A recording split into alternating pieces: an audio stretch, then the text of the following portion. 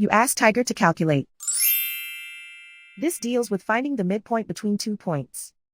The midpoint between the 2 points is 24, negative 43. Let's solve it step by step. Plot the 2 points and calculate the midpoint using the formula. The coordinates of point 1 are, x1 equals negative 1, y1 equals negative 82. The coordinates of point 2 are, x2 equals 49, y2 equals negative 4. PM represents the midpoint of the 2 points.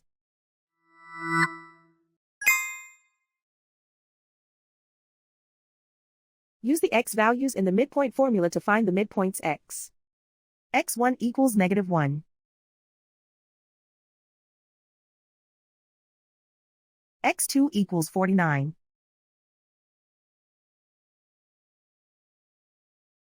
Simplify the arithmetic.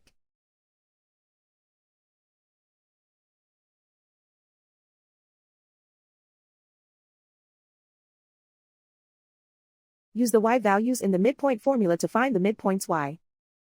y1 equals negative 82.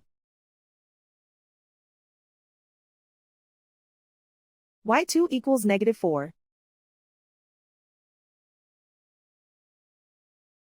Simplify the arithmetic.